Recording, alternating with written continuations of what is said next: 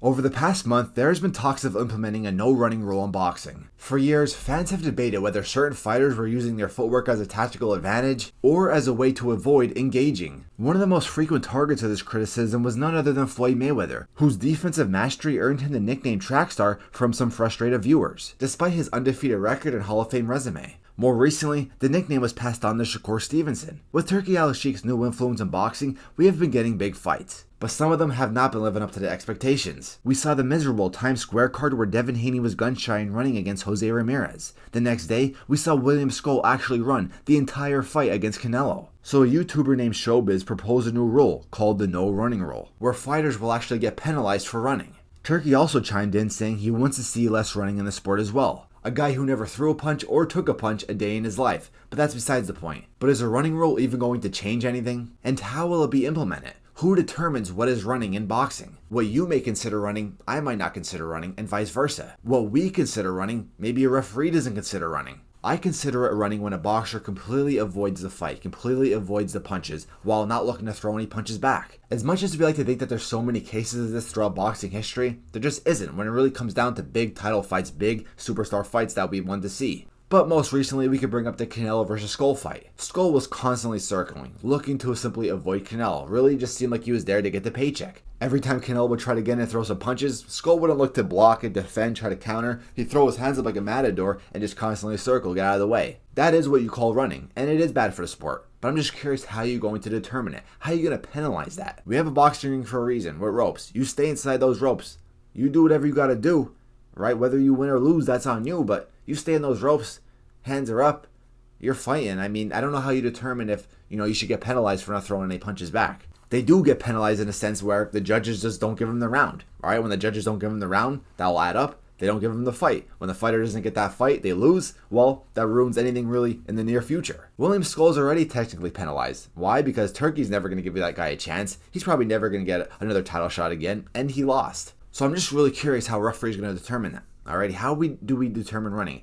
Boxers throughout history, there's some times where you could say he's running. Muhammad Ali, right? He always liked to fight off the back foot, liked to do a lot of circling. Muhammad Ali engaged though. So is one referee going to say, I think you're running, deduct a point. All right, I'm sure there's referees out there. Not every referee is the same. We know that. We know referees are different when it comes to clinching, when it comes to behind the head shots, when it comes to low blows, when it comes to all that stuff. Every referee is different. Every judge is different. So what one referee might consider running, another referee might not. What we consider running, they might not. I already mentioned that. All right, it's going to be hard to determine what is running.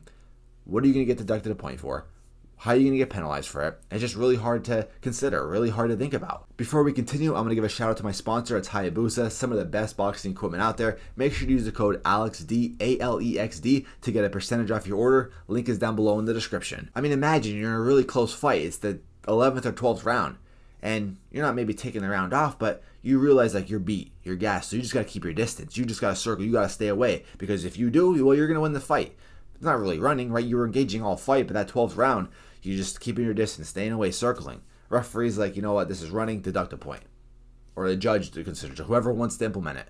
Imagine that. Imagine how stupid that would be. That'd cause a lot of chaos. Shakur Stevenson, yeah, he ran against Edwin De Los Santos, but the Padley fight, he stayed in front of him when he had to. Floyd Mayweather, we considered him a runner, but he banged when he had to. He stayed in front of you. William Skull, yes, that's a runner. Constantly circling, constantly circling, constantly circling. That's a runner. I get that. But how do you penalize that, though? But like I mentioned earlier, you penalize him by not giving him the victory. Devin Haney was circling a lot as well. He threw a lot more punches. He was gun shy. But how do you penalize that, right? I mean, you could just not give him the victory. The judges could say, all right, he's not doing much, so just simply not give him the round.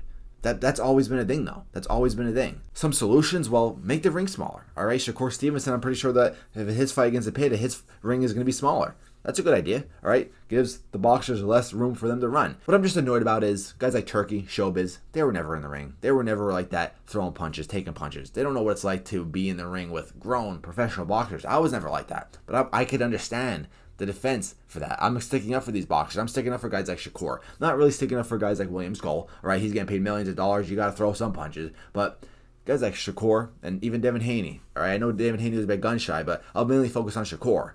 He's a highly technical, skilled boxer. Who are we to say, take punches? All right, take damage. We know what boxing is, a dangerous, deadly sport. We get it, we get paid for it. Doesn't mean you gotta have your face be a punching target. So how are we gonna determine what's running? I don't like these people saying, stop running, right? Exchange. Put your head in there and just take punches. It's ridiculous. It's just hard to determine. I get it. On paper, it makes sense. No running. Penalize running. No Tom and Jerry fights like Turkey says. I get it, right? We want to see these wars. But they're not good long term for these fighters, man. Alrighty? Shakur, he looked good against Padley. I get it. Padley was an electrician at the time. Short notice. I think Shakur's going to break down Zepeda. We know who Shakur is as well. 3-division champion. You don't just become a 3-division champion by running. Floyd Mayweather, during his late stage when he had his brittle hands, Money Mayweather, not Pretty Boy. We all know Pretty Boy Floyd was a real brawler, but when his hands started getting brittle, he started focusing more on money. He started to become more of a runner. But when he had to bang against Cotto, he did. When he had to bang against, I don't even know, Medina, he did. When he had to bang against Oscar, he did. Right? He did what he had to do. So, I don't know. It's just hard to determine what is running. How do you penalize it? Do I think it's dumb to implement a no running rule? I do. I think it's dumb to implement that. All right? If you want to penalize it, a fighter for running, well then have a conversation with the referee and judges and say, listen, if he's going to constantly circle, don't give him the round. The judge is seeing a guy constantly circling like William Scola is, and he's just throwing some jabs, some landing jabs, but the opponent, like Canelo, is walking him down, really getting him on the ropes. Give Canelo the round. All right, if you're running, you're not engaging, penalize him by just not giving him the round. Don't be deducting points because that really affects things much more. If you see a fighter clearly not the winner, then just give him a 10-9 round. Don't give him a 10-8 round, because that messes everything up. I don't know. We'll see what happens. I don't think this is actually going to happen. I think just we're going to focus more on running. I think the judges are going to focus more on running. I think we're going to see some stuff like smaller rings, which I think is great. I think we're going to see Turkey not giving opportunities as much to Shakur and Haney in the future. I know we have the Shakur fight coming up under Turkey, but I'm pretty sure if he decides to run, Turkey's probably never going to give him another chance. I'm curious how Turkey's going to give Devin Haney a chance as well. They'll probably give him one more chance and say, listen, this is your last chance. If you decide to run, I ain't giving you a chance anymore. I think that's the way to penalize fighters. Penalizing them by deducting points, not the way to go. Let me know what you guys think down below in the comments.